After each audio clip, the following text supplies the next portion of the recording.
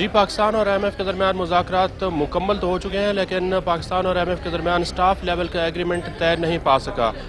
IMF की तरफ से जो अब स्टेटमेंट जारी की गई है, उसमें भी ये कहा गया है कि अगले चंद रोज़ में ये तवक्को की जा रही है कि पाकिस्तान और IMF के दरमियान मुआहदा तय पा जाएगा और इस वक्त पाकिस्तान के जितने भी इकोनॉमिस्ट हैं, वो इस मुआहदे के ऊपर उनकी नज़रें लगी हुई हैं।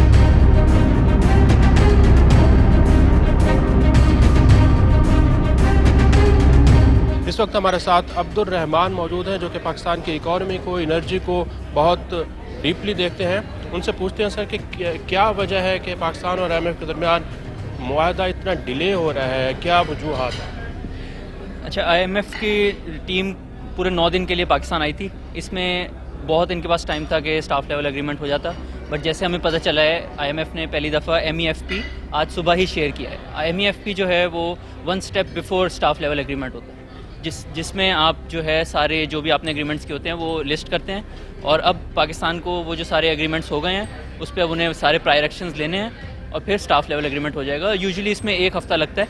जब जैसे ही सारे प्रायर एक्शंस हो जाते हैं, गवर्नमेंट रुकावट क्या है सर? रुकावट अब काफ़ी कम हो गई है। पहले जो सारे डिसएग्रीमेंट्स थे पावर सेक्टर के ऊपर, गैस सेक्टर के ऊपर, टैक्सेशन के ऊपर, वो आज सुबह फाइनेंस मिनिस्टर ने प्रेस कॉन्फ्रेंस भी की है और उनके बकौल वो सारी एग्रीमेंट्स हो गई हैं। तो अब बस नेक्स्ट फ्यू वीक्स में आप देखेंगे गवर्नमेंट वो प्रायर एक्शंस लेगी और फिर हम स्टाफ लेवल एग्रीमेंट की तरफ जाएंगे। मसलन कौन कौन से प्रायर एक्शन हुकूमत ले सकती है? इसमें मेन पावर सेक्टर है, जिसमें इलेक्ट्रिसिटी की प्राइस बढ़ानी है ताकि जो हमारे गर्दिशी कर्ज़े हैं वो उनको रोका जा सके। गैस सेक्टर में भी सिमिलर प्राइस बढ़ानी है ताकि गर्दिशी कर्ज़ों का जो हजम है वो कम हो सके। इसके अलावा थोड़े नए टैक्सेशन आए हैं क्योंकि FBR थोड़ा स्ट्रगल कर रहा है इस साल अपना टैक्सेशन टारगेट रीच करने में, और अभी PDL जो होता है डीजल पे, उसमें भी थोड़ी सी रिवीजन होगी।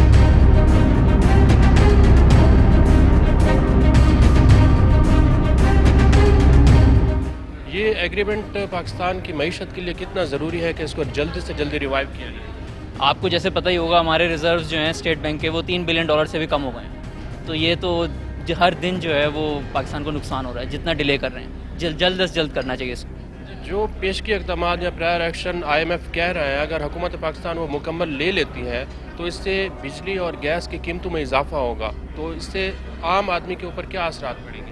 देखिए, गैस का जो इन्होंने प्लान बनाया है उसमें जो आम आदमी है जो कि लोअर स्लैब पे जो कम गैस कंज्यूम करता है, उस पर इन्होंने बिल्कुल कोशिश किया कि उसका रेट मत बढ़े। रेट बढ़ेगा जो लोग बहुत ज़्यादा गैस यूज़ करते हैं, जैसे अमीर घराने होते हैं या इंडस्ट्री का होता है, और इंडस्ट्री पे भी इसका अफेक्ट आएगा। बट अगर हम देखें हमारे जो गैस रेट हैं वो इंटरनेशनल मुकाबले में लोकल गैस के रेट बहुत कम है, तो गैस सेक्टर की प्राइस से इतना अफेक्ट नहीं आएगा। मेजर मसला जो होता है इलेक्ट्रिसिटी की प्राइस से बहुत लोगों को अफेक्ट होता है, उससे हमारी इंडस्ट्री भी अनकम्पिटिटिव हो जाती है और घरों के भी बिल बढ़ेंगे। इसमें IMF ने वेवर आई थिंक दे दिया है कि जो लोग 200 यूनिट से कम यूज़ करते हैं उनके लिए प्राइस नहीं बढ़ेगी, लेकिन उससे ऊपर सबके लिए इलेक्ट्रिसिटी के रेट्स अच्छे खासे बढ़ेंगे। जब इलेक्ट्रिसिटी बढ़ती है तो पेट्रोल भी, उसकी कीमत भी बढ़ेगी और डीजल की कीमत भी बढ़ेगी। महंगाई इस वक्त 27-28% के करीब पहुंच चुकी है, मज़ीद कितनी बढ़ेगी? अच्छा, फ्यूल के जो रेट्स हैं वो ज़्यादा इंटरनेशनल मार्केट और डॉलर की जो हमारी डिवैल्यूशन हुई है उससे ज़्यादा लिंक्ड है, तो उसमें भी ठीक ठाक अभी इंक्रीज़ एक्सपेक्टेड है, 10 से 15% इंक्रीज़। अब वो देखते हैं गवर्नमेंट नेक्स्ट फ्यू डेज़ में करती है या जब 15 तारीख आती है उस पर करती है, तो उससे इन्फ्लेशन का नंबर काफ़ी इंक्रीज़ होगा। जो एस्टिमेट्स इसमें एक्सपर्ट्स बता रहे हैं वो जो एवरेज होगी फॉर द नेक्स्ट 6 मंथ्स वो 30% प्लस होगी।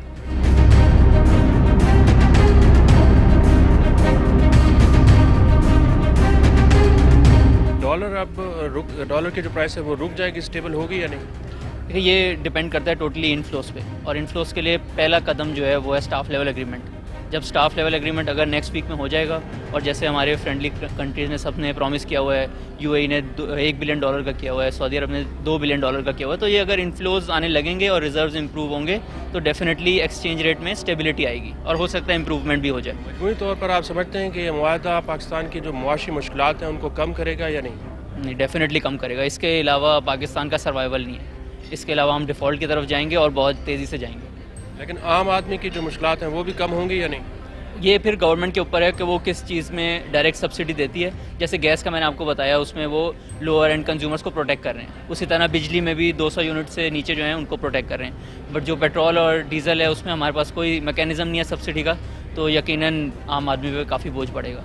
बहुत शुक्रिया। अब्दुल रहमान साहब हमारे साथ मौजूद थे। उनका ये कहना है कि जितना जल्दी अगर पाकिस्तान और IMF के दरमियान स्टाफ लेवल एग्रीमेंट हो जाता है तो इससे पाकिस्तान की मईशत में बेहतरी आएगी।